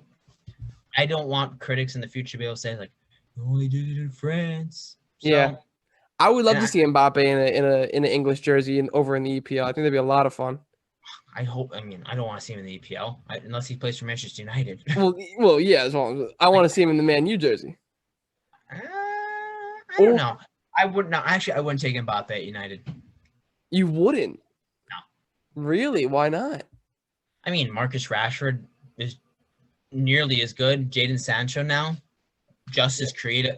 I think he's more creative and he's less selfish than Mbappe. So he's not a pure out-and-out striker, Sancho. And then Mason Greenwood coming through. He's 19. And you got McSauce. McSauce ain't a goal scorer, but McSauce has got my heart. You got McSauce.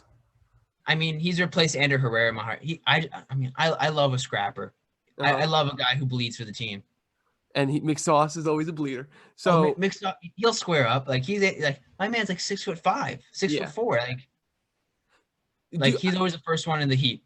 I have another quick question for you. So for Marcus Rashford, he kind of, I think, is similar to like my boy Adam Fox over here, because Rashford is obviously, like, I think he's one of your best players in the team, right? Am I mistaken? Yeah. So he's one of your best players in the team. And he grew up in Manchester and grew up a Manchester United fan. Mm-hmm. How, because he also is the same thing. He's from Jericho, New York. I don't know if you've ever heard of it. I think it's somewhere along Island. I've heard.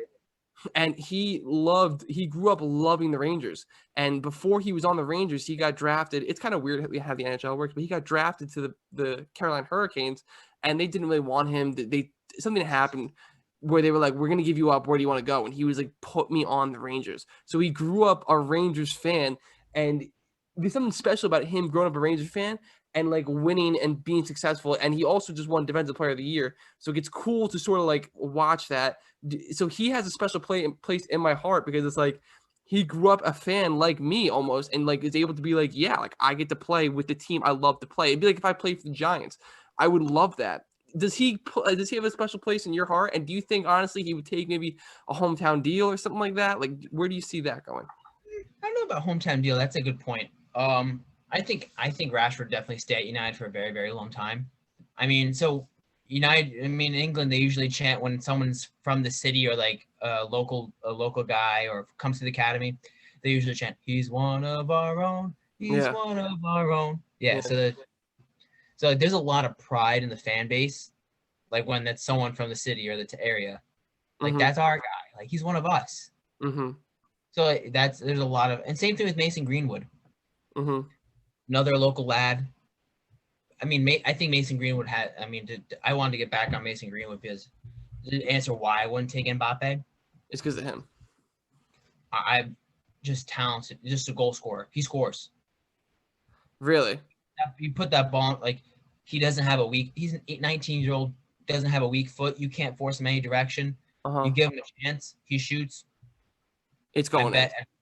I mean, yeah, you give him a half a chance, it's probably going in. And he's only going to get that. That's only going to get finer and finer. And then you got guys like Edison Cavani there, one of the world-class strikers. Just like, not the most. He's a good goal. He's a great striker. No one ever been like, yeah, that's the guy. But he's always one of the world been in the conversation about one of the world's best. Mm-hmm. But like all that knowledge, the craft, like he's there teaching them the skills, the craft, the way to think. Like, Greenwood's in a good spot, and I want like Rashford, Greenwood, and Sancho going forward. You're excited. Yeah. And are these guys locked up on contracts? Like, are they not? You're going to be having them for a while now, or what's going on there? Greenwood just signed a new deal. Rashford signed a new deal a couple of years ago. So yeah, we're not in any crazy contract situation. Good. I think the next guy to probably expire is maybe De Gea. Speaking of contract expiries, guess who's a free agent? Slab? No, Slab's not. He's got like another 2-3 years on his contract. Love Slab. Okay, good. Who's a free agent? Lionel Messi.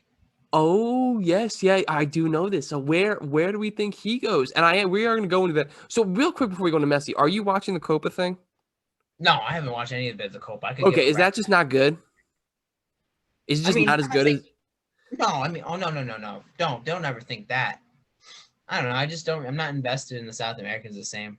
Okay, yeah, you just don't mean. You see, I feel like especially too because like a lot of the players who play in the EPL, right? A lot of them are like mainly from Europe, so you kind of have an affinity for them.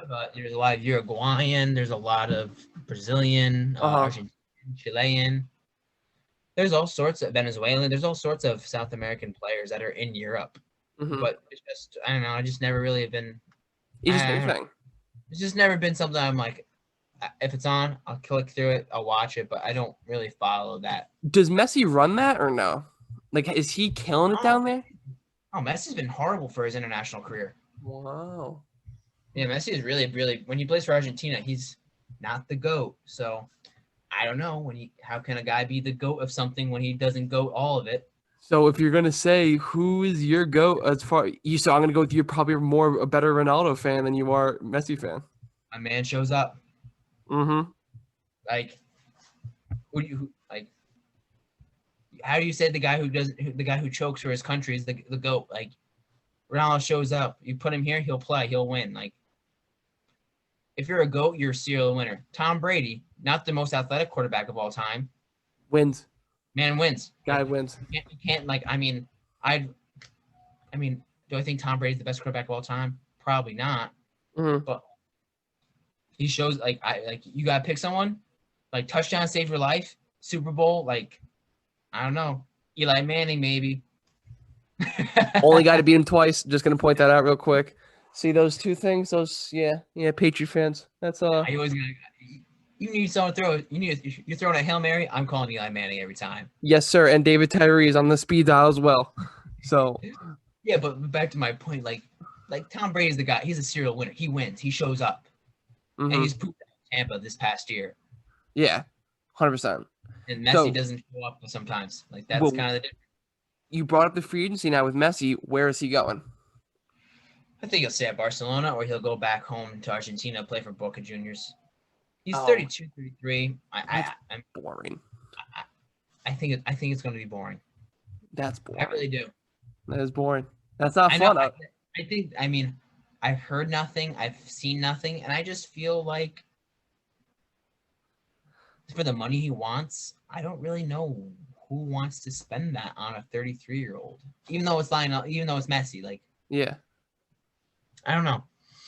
I mean, Man City. I see him wanting to link up with Pep Guardiola. I don't see him at any other English club besides Man City. Mm-hmm. Won't go to Real Madrid. PSG have had a very busy summer. They've spent a lot of money already, so I don't know if they'd sign him. PSG would be another destination. I don't see him as a guy that would go to China for the big money, but the Chinese league is falling apart anyways right now. Yeah.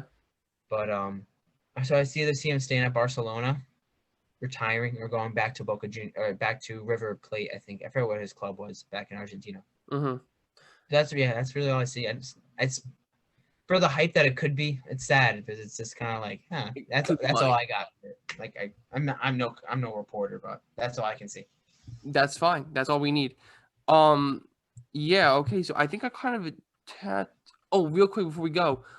How do you like Manchester United season? Like, where do you think they're going to be like next year? Do you think they're in contention to win? No. No. Right now, no. Liverpool will be back strong, really strong. City are going to be strong as always. So I think Liverpool and City will reassert some of that dominance on the league. Leicester look good. Leicester look to come good again. We'll see how they do in the final 8 games if they don't screw it up for themselves. Arsenal, I don't know. I hope Arsenal sucks again. I always like watching those guys lose. Yeah. Spurs, they got a new manager, Nuno Espirito Santos, former Wolves guy. Wolves be interesting team to watch the Premier League next year, see how they develop without Nuno, who's taken them so far. So Spurs are someone to watch. I don't know where they would sit. They have a good squad. I just don't know how Nuno's going to work with them yet, and that's something to keep an eye on. Yep. Chelsea's going to be good. Wow. Chelsea's going to be really good. All right. Tuchel's a genius. So I think United really needs to spend this transfer market and get another center back, Rafael Varane preferably, and a solid center defensive midfielder. All right, we'll definitely be following this. We will definitely be following this. Push and challenge, but Chelsea. I think there's a strong top. There's a strong top three, and United can make it a strong top four. But I think United won't. Even if United make those signings, we won't win this year, but we could win next year. I think there needs to be a little time for growth, but and connections too, right? Figuring out. Like, how big is team chemistry? I know, like with Daniel Jones and it's huge, right? Well, like with things that are like with soccer being such a free-flowing sport. Yeah. It's like there's a lot of understanding. You have the idea of proprioception, which is understanding where things are relative to how you are in space. 100%. A better relationship and like how you can like project. Like Liam and I have this fantastically because we're brothers. Like we always play together. Like we just feel each other. Like there's times I really just kick balls, not even looking, and I know Liam's there. Yeah. So like when you have that element in your team, which we kind of do with having Sancho and Rashford together, who they play a lot, which is nice. And then so like a lot of these relationships will start to be built this year, and that's kind of something I think might take some time and why United won't win. But it's huge, massive. Chemistry is massive. Like understanding how other guys react in situations, the runs they want to make, where they want the ball, how they like it played, like weakness, strengths, what they do, what they don't do. Mm-hmm. So 100%.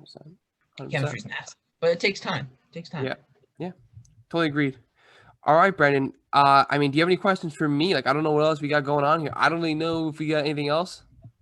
I don't know. How's what? I don't know. We've never talked about fantasy on here. Well, fantasy's been going well, especially in the Dynasty League.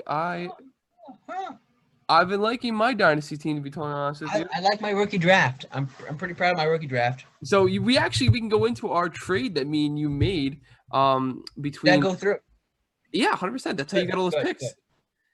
That's how you got all those picks. You got like 1,000 picks because of that. Oh no, I thought I made a trade. I was looking at a trade then with someone else in the league. Oh, okay. Yeah, I mean, I'll be honest. When I first made it, I was like, did I just shoot myself in the foot? Did Pat screw me over? And then we got to draft day. Players start landing, and I was like, you know what? This was a it's a beautiful trade. Yeah, 100%. Especially because who did you very get? Rarely see trades that go like 50-50.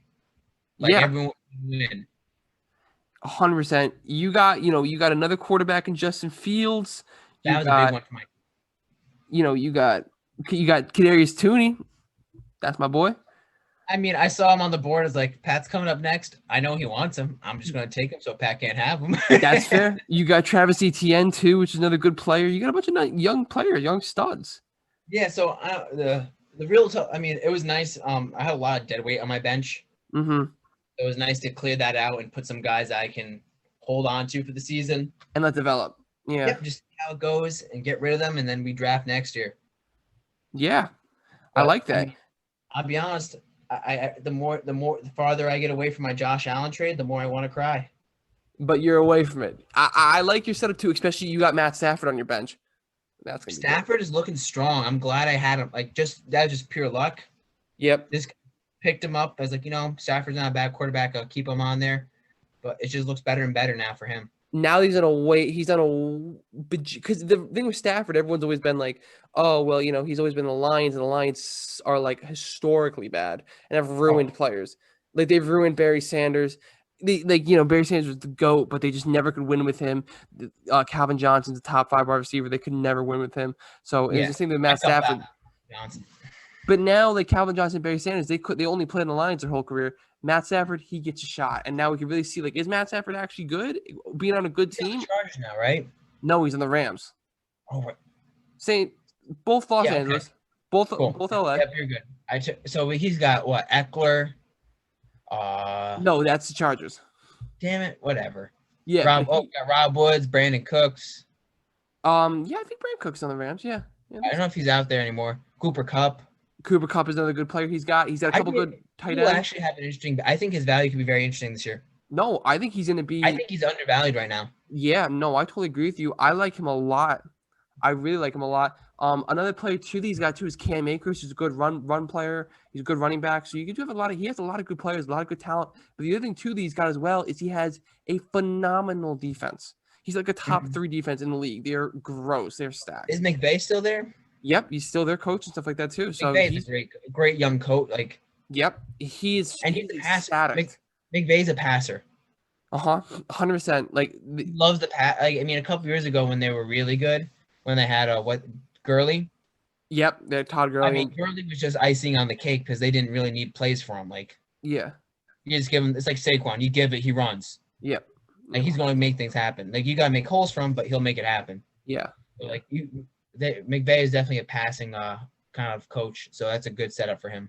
Yeah, no, 100%. You're definitely gonna be excited, and he has been literally like. There's been interviews too that have come out as like for like OTAs and stuff like that. He's come out and been like, "This guy is fucking unbelievable. Like this guy is out of this world. He loves Matt Stafford, and So who's the especially player you're most excited for on your team right now this year? Like just who you think's going to be your stud this year? Who's the guy you're like, okay, rubbing your hands? okay. So we're gonna go into my team, and I don't know if I think I've told this before, but my team is the previous champion. I am the champ, going for champ. No big deal. The founding champion. But so pretty much in my team, the players that I am concerned about, and I'm looking at it a lot. I am concerned about a lot of people. So the people that I'm like, that's locked and loaded. They're stacked. I have Tyreek Hill and Stephon Diggs. Those are my 2 wide receivers, Diggs guaranteed stud. guaranteed studs. Then I have Noah Fant, another he's a very young player. He's not in a fantastic. He has a good offense with a lot of good weapons, just not a true quarterback. That concerns me. Although Aaron Rodgers is rumored to go there, we're keeping that a close eye, but that concerns me. Then I have Cortland Sutton has been my flex guy who I'll be working in and out with other players. As far as like T. Higgins, we'll see where he goes. Laviska Shenault, let's see what he does. So this is one of the players I might be like rotating in and out for him. But my running back room has not gotten better, and I'm still like a little concerned about them. So I have Jonathan Taylor, who I like. I like Jonathan Taylor. I think he's a very good player, especially in that new offense. It's going to be a lot more electric when you have my quarterback, who I traded for with you. You originally had him. I traded for him in Carson Wentz. I traded for Carson Wentz. I got him. And if you're asking me who's the person I'm most interested in watching to see how he becomes, it's that guy. I'm interested to see if he makes a resurrection. If he makes a resurrection in his career. I'd bite on that. Yeah. Yeah, because if you remember the 2017 year when the Eagles won the championship, he was like going to be the MVP. He was balling up as a stud. Yeah, and then they had Nick Foles who came out and balled even harder. Yeah, well, because what happened was he fucked up his ACL. Yeah, I remember he got hurt, but like yeah, Foles he got just hurt. Like, it was an incredible year for them. Yeah, no, 100%. So again, he would be the guy that I'm very excited to see, especially because he's going back because the offensive coordinator for the Eagles during that time when he was a stud is now the Colts head coach and Frank Wright. So I'm super excited to see that connection back again. They have tons of little weapons like Jonathan Taylor is a good player. Michael Pittman had moments. He was a rookie last year. He had moments where he showed something. T.Y. Hilton, fantastic veteran.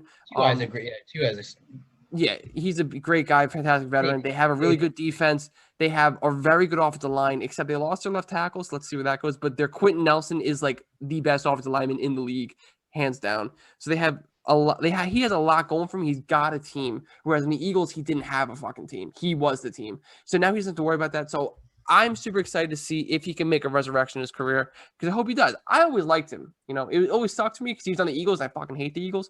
So, but I always like to see the kid play. But now he's no longer on the Shitbirds. I can actually kind of watch him play on a team that I kind of like. So yeah, I'm excited to see how he does. He's on my team. That's gonna be my biggest question mark. All right, I dig that one. I think that's a good guy to be excited for and being like eager to see how he pops off if he does. Yeah. Mine, Justin Jefferson. Justin Jefferson. Can he do it again? Everyone's saying yes, but I'm afraid. But I tell you what, it feels great to have that guy, snag that guy last year. Oh yeah, yeah. That was a sleeper and a half, man. 100%. I was like, I've read a little bit about this guy. You had no idea that was going to happen. Yep, 100%. So I'm hoping you keep those numbers up. He looks like the heir apparent to Stephon Diggs. Yeah, he So- does. He played fantastic. He played out of this world. I think he actually broke the record for most receiving yards as a rookie too. So he's an absolute stud. And good for that kid. And deep threat, gets those touchdowns, yards and touchdowns. Mhm. That's called fantasy gold. Yep, 100%. But now the one thing that I would be concerned for you is who's his quarterback. You know what I mean? Kirk is good. No, we don't need to talk about it. We don't need to talk about it. Kirk is good, but they couldn't get a quarterback in this draft because they really weren't picking at a good spot to get a quarterback. And they end up getting like a quarterback in the second or third round, and a guy named Kellen Mond, who played for Texas A&M, who's kind of like a strange quarterback. There's a lot of question marks around him. So that's my only fear with Justin Jefferson. But obviously he was able to put those numbers up with Kirk last year. So you have to think he's got to be able to do it again this year. You know what I mean? Even if he's a bust this year, I'll hold on to him because I think I think the Vikings next season will definitely get a trade put together for a quarterback. Mm-hmm. Is Adam Thielen's not getting younger? Nope. So either what I think we see is a rebuild, and then he moves or he stays as part of that as a kind of the mouthpiece of that rebuild. The guy he kind of like what the Giants did with OBJ. Yeah. But nothing ever came of it. Yep. And we got fucking rid of him, thank God. Yeah. So now he's terrible. Well, he just can't stay healthy. Like that's I'm not happy to see it, but boy, am I glad he's not on my team. Yeah, no, I've given my opinions on OBJ. I am not an OBJ fan, to be totally honest with you. I think he's a loudmouth, and I think he's kind of like a distraction for the team. I never liked that. Not a team guy. No, I don't like that at all. He's a me guy, and you're seeing that a lot. And actually, there's a lot of reports coming out in Cleveland that like Baker Mayfield kind of felt better.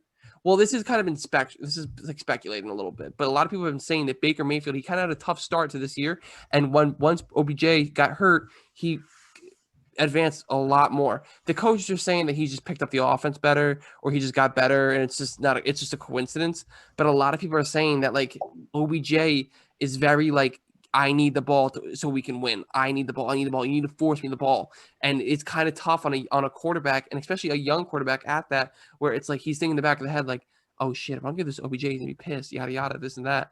And even Eli would do that too. He'd force the ball to OBJ too a lot of the times too. So it's just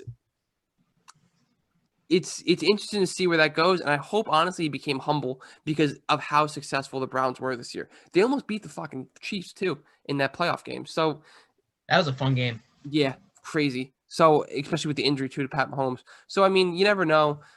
Again, I wish the best for OBJ. Obviously, I'm not going to wish harm on him and ill on him, but of course. I'm not a fan of him. I'm not a fan of his. So that's it. No, not my guy. Yeah, man. So this has been great. Thank you for coming on. I really appreciate it. You got anything else to say before we wrap it up? Ooh, we just. I'm gonna wrap it up. Is there an outro? Oh no, I don't know what you just said. Oh shit, I cut out. No, I was just saying, like, I thought there was an outro. You said, like, can I say the outro? Oh Lord, your connection has gone bad. Thank God your connection got bad at the end of the video. What did you say? I said, never mind. I thought you said there was an outro. You said, I'm like, can I say the outro? But, oh no, I don't have an outro. I need one though. Did you make an outro? I definitely need an outro. But the thing was, like, I had like when I first made my first couple of videos, if you remember listening to them, I had like an outro song, but I'd always get like a claim on them. I'd be like, fuck. So I have to like figure out a song to like so I can like not get claimed for all my fucking videos or something like that. Or figure something out. I think you can play a song for like a couple seconds. So I have to figure something out like that. But it's pretty much just the good old peace out. That's pretty much been the outro. I'm Pete Tully. This is Tully Broadcasting. This has been real, or something like that. Do it. Do that. Let's go right now. Ready? 1, 2, 3, go. I'm B. Higgins. I'm Pete Tully. This is Tully Broadcasting. It's been real. It's been fun, but it ain't been real fun. There we go. Peace out, guys. Thank you for joining. It's been fun. See you later, guys. Wrap. All right, dope.